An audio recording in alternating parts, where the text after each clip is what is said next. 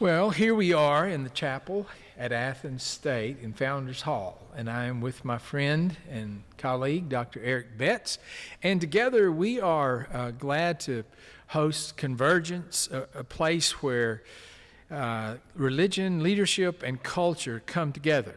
And we are your host, and this is a brand new season. Eric, I'm excited about this season because we are going to talk together about courageous or prophetic leadership in an age of ethical and cultural complexity in many ways. I know that's a long title, but the idea is, how do you lead at a time like this, and what kind of leadership does our world need at this moment? And it's not just more leadership, not just louder leadership, but offering something that's deep and brave and more imaginative through leadership that can lead toward transformation. Of course, we know that we're talking and living in a time where there's tension. There's tension, there's polarization, people are divided, there's misinformation that is every day. And quite honestly, I think moral fatigue in our time. People are tired. And so how do we offer the kind of leadership that will both inspire and at the same time offer something of courage and of integrity and something like a prophetic leadership? And I know that's deeply rooted in the biblical tradition, but not just there. The idea and the virtues that come out of that are virtues, quite honestly, that could be utilized by anyone in leadership. Do you agree with that? Absolutely. And you mentioned something about in your statement, moral fatigue. Yes. Moral fatigue. The idea that we are constantly in a struggle. To lead in an age of greed, and allow me to say this: in our culture, in our media, there's often the idea of there's a both sides. Mm-hmm. This side says one thing, and this side says another thing. Right. However, prophetic leadership breaks through that. Yes. It is a matter of truth. Right. It is a matter of truth and falsehood. That's what gives us hope in the midst of moral fatigue. Jeremiah, that Rabbi Abraham Joshua Heschel often speaks about Jeremiah. Jeremiah was fatigued. Yes. To the point where he said, I won't say anything else. I quit. That's right. But he said that there's a fire in my bones, and I won't keep quiet. Right. And in an age where those in power seek to silence others,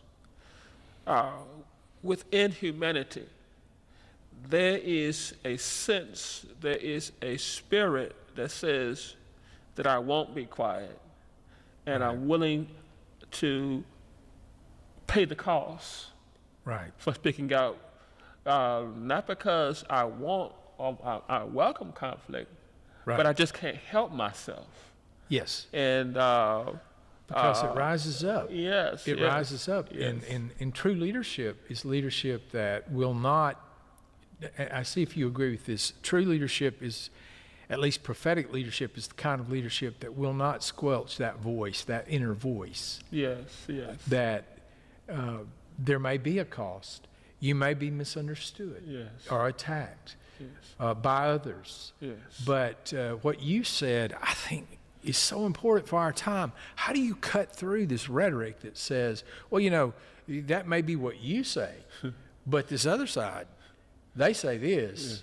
Yes. And so All I need to do is choose which side I'm on. Yes.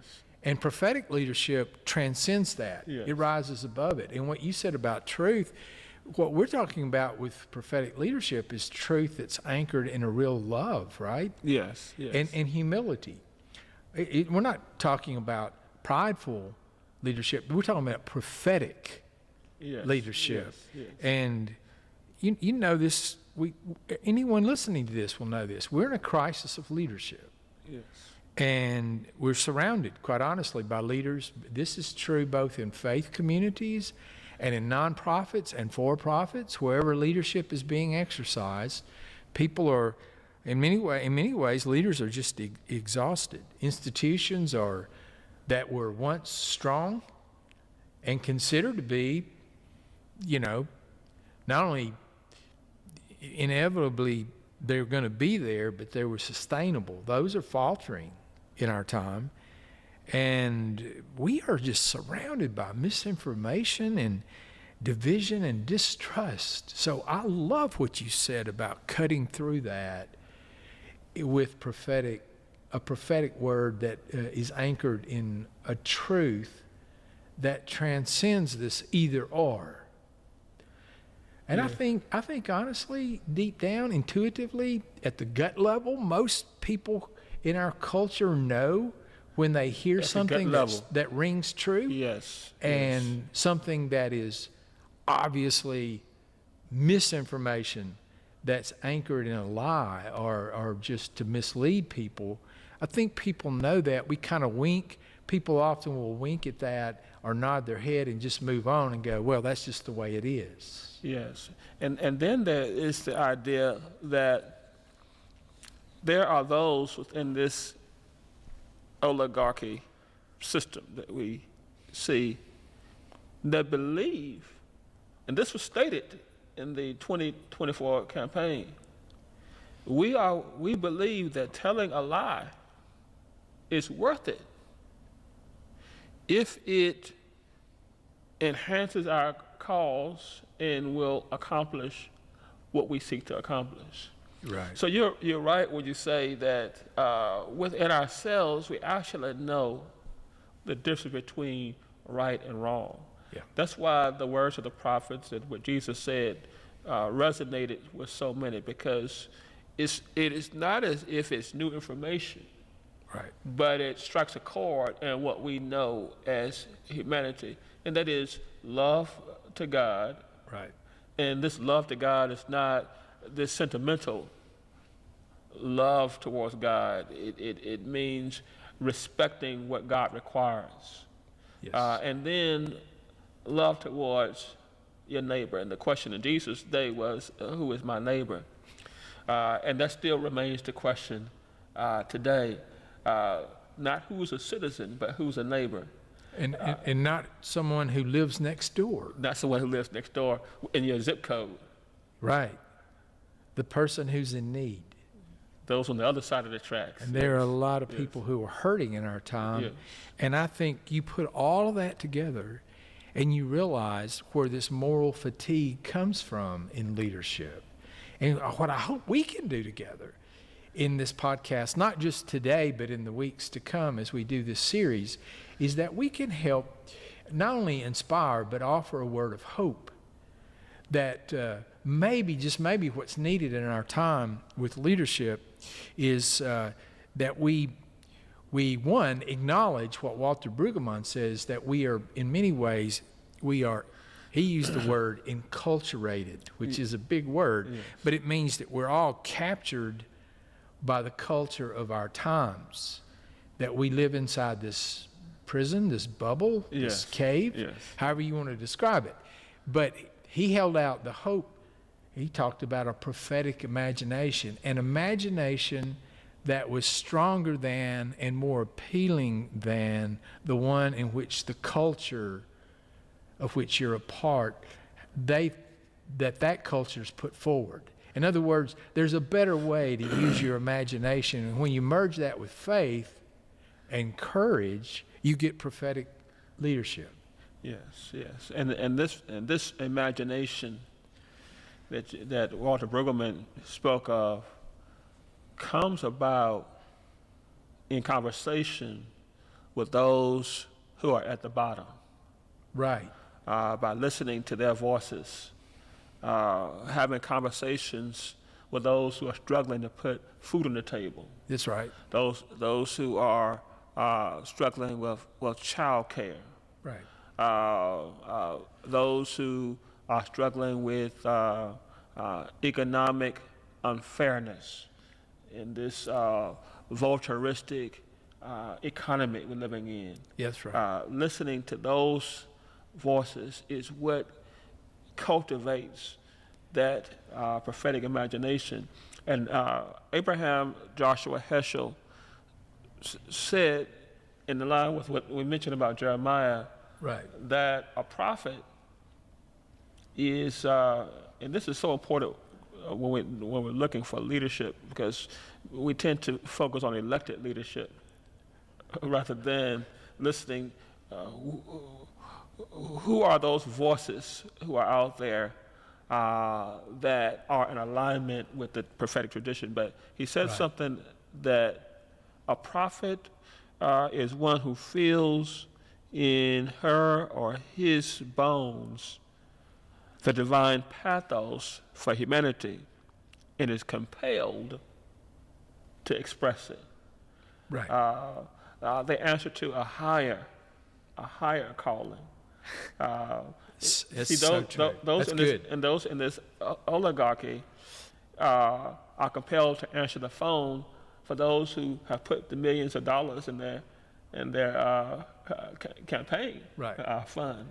What you just said and the quote you just used, I believe, Eric, that's where this tendency we have out of leadership, you hear people go, well, even in Christian circles, you can't have empathy.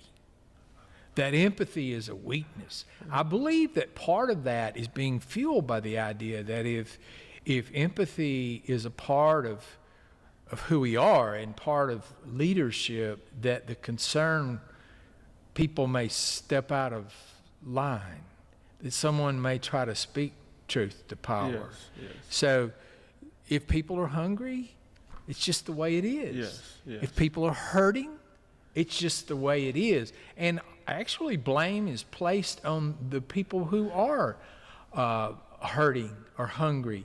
And the reality is that, and again, I go back to Walter Brueggemann, who taught at Emory, but the fact of the matter is, he calls us to having, he said our imaginations have been taken captive by the culture that we're a part, and that being part of, being prophetic in leadership is to rise above that, to break free of that so that you can see and imagine a world that's far better. I know John Lennon had a song about imagine, but the Hebrew prophets talked about imagining in a different way that leads to a different reality. Yes. I think about, in this prophetic imagination, that it's just so vital, because as you mentioned about the whole idea of empathy, who benefits from the lack of empathy?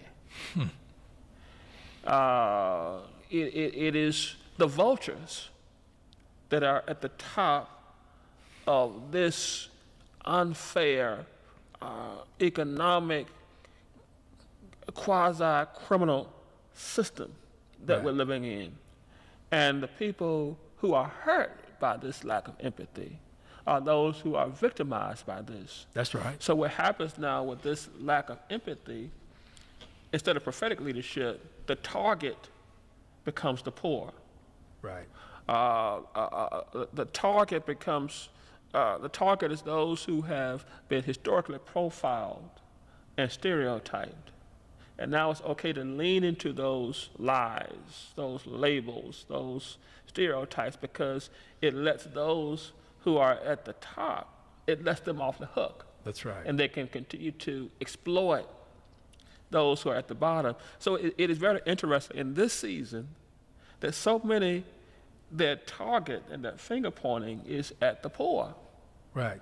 this whole idea of will we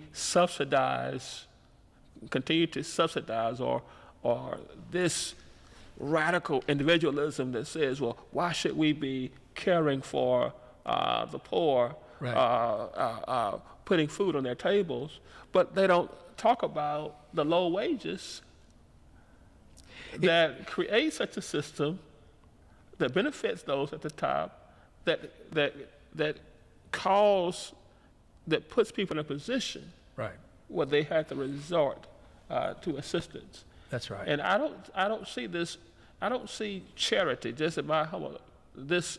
Let me not say charity. I don't see this subsidizing of the poor as a work of charity, whether it's by the government or by the religious institutions. It is an act of justice Yes. in this society in which we're living in today. That's right. Because what you were saying a moment ago about this, Eric, is I was thinking, well, of course, this call, even among religious people, to not have empathy, all it does is reinforce discrimination and leads to further division in our culture, in our time. And it's very hurtful. And the thing is, if you don't have to go very far if you're in the faith community, especially in the Judeo-Christian tradition, then, but this is true in any faith tradition. You don't have to go very far in your tradition to find great examples of those who have offered the kind of leadership that we're talking about, prophetic leadership, right? I mean, when you think of, Jesus, a rabbi, a storyteller, a healer, a disruptor. Yes. But he modeled a kind of leadership that was subversive, and yet it was grounded in humility and love and service. But there were times when he spoke directly, and there were other times when he would use subversion in his approach. So he confronted, Jesus confronted the oppressive religious and political system, not with violence, but with vision, right? He talked about a kingdom as opposed to an empire. He was envisioning and helping other people around him envision the possibility. There it is, that word. Yes. That's the word that brings hope, I Yes. think, to Yes. leadership, is that we can do better. It is possible to do better.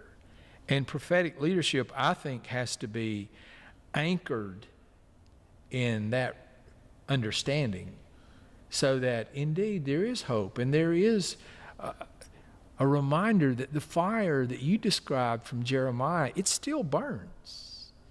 You may have to rekindle it, but it's still there. The embers are still glowing.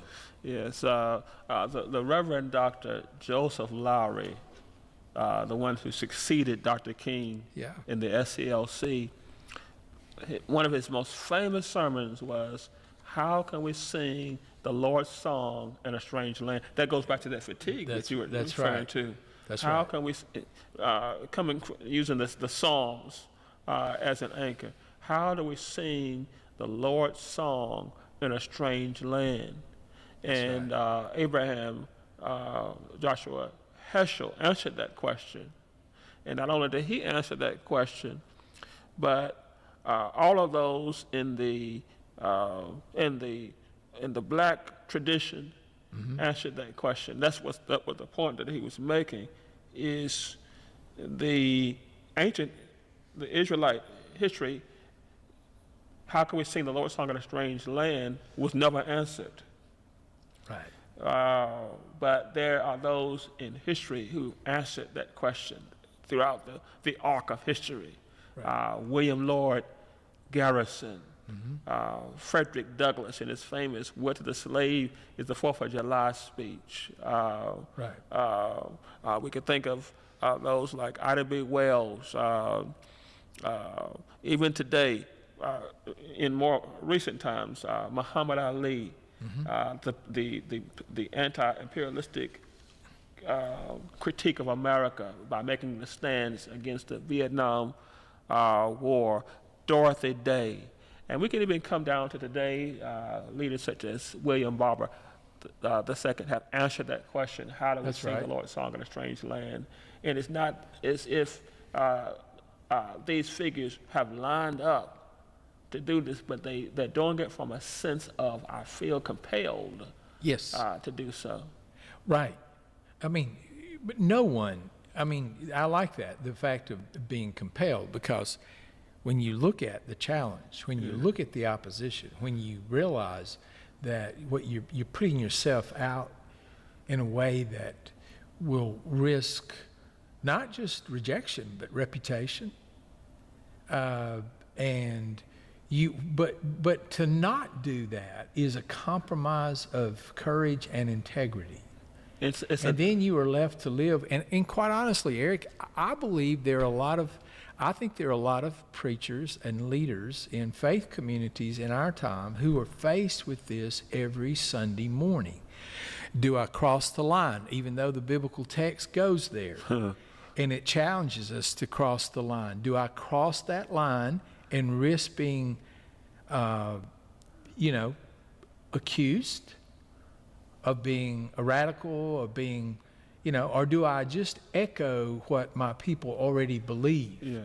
Do I sit comfortably in an echo chamber, or am I willing to speak truth and love and cross that line? And I think that's the tension that so many people who are in leadership today feel. It's not that they don't want to say something, it's that they are reluctant to say it because they know there is a line there. And if you cross the line, there's going to be a price to be paid. Does that make sense? Yeah, absolutely. And that price has been paid not only in the loss of jobs, the loss of income, the loss of family, but people have laid down their lives. That's right. And what ought to inspire leaders today is the hymn, "Must Jesus bear the cross alone?" I think even the Jewish traditions and the Muslim traditions can appreciate this. "Must Jesus bear the cross alone?" Right. "And all the world go free." There's a cross for everyone. That's right. And there's a cross for you and for me.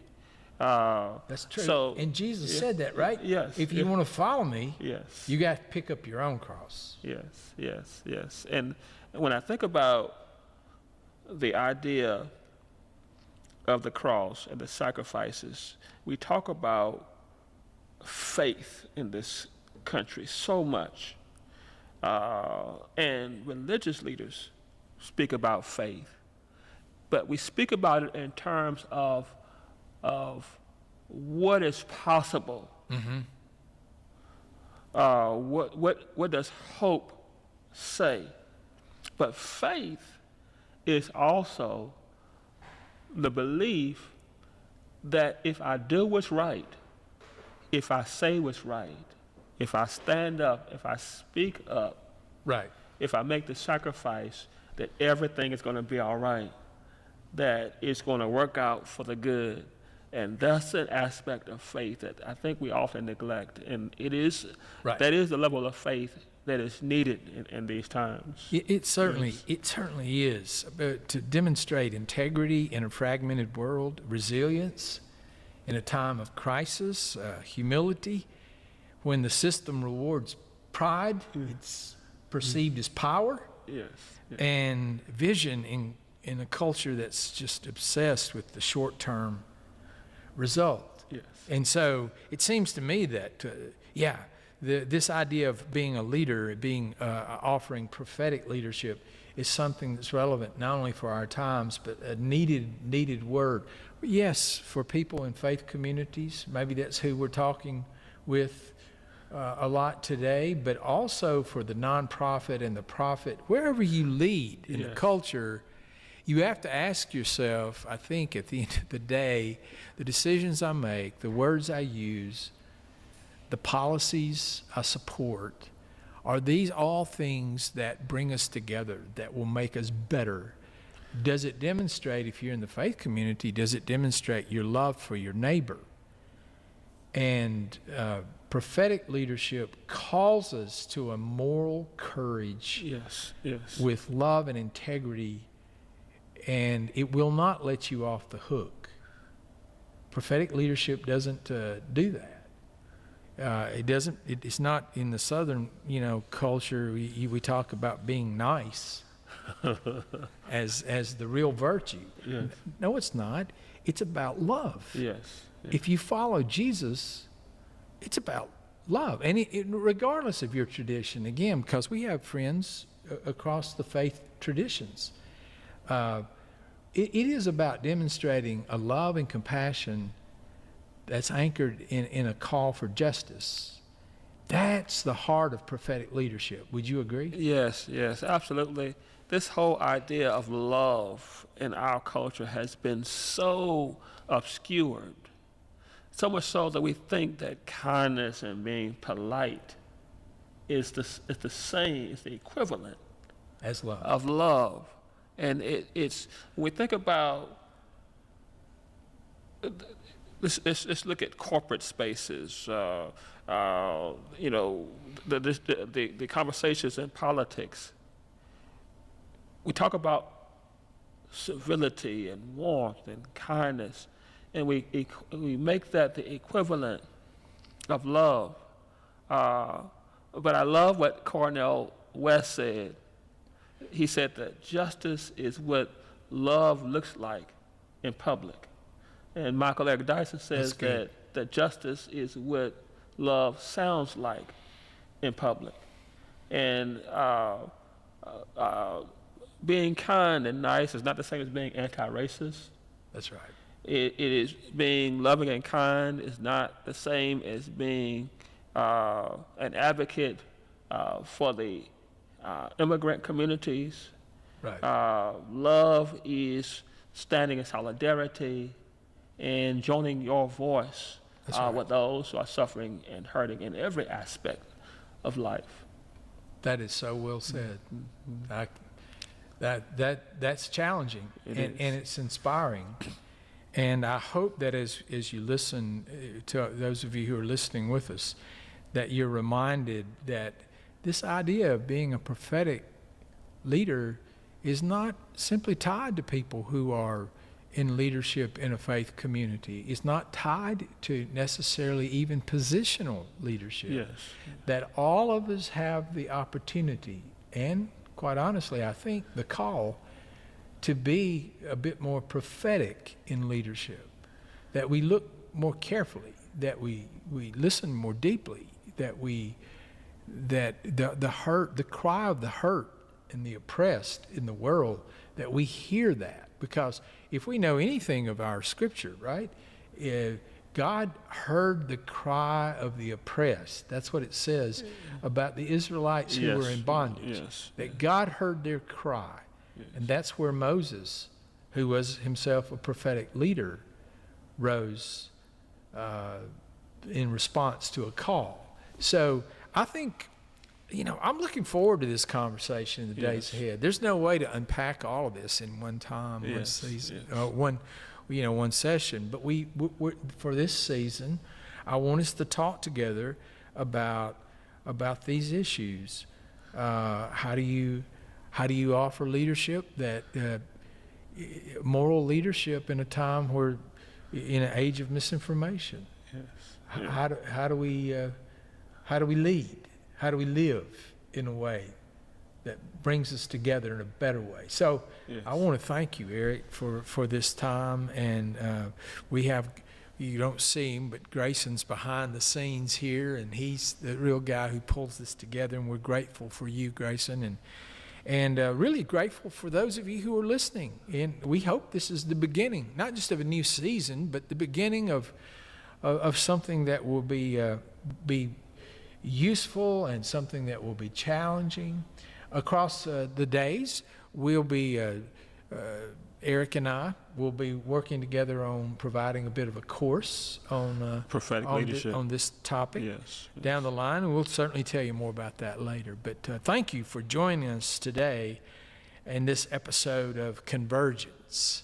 So until next time, I hope that you will, all of us will exercise faith and courage, that we'll demonstrate love and compassion, that we'll live out the justice that we're called to demonstrate and exhibit in our lives, and that we'll do that in a way that looks a lot like prophetic leadership.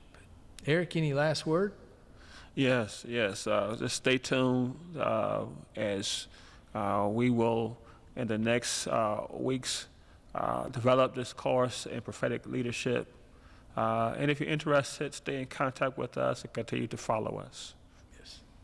Thank you for joining us.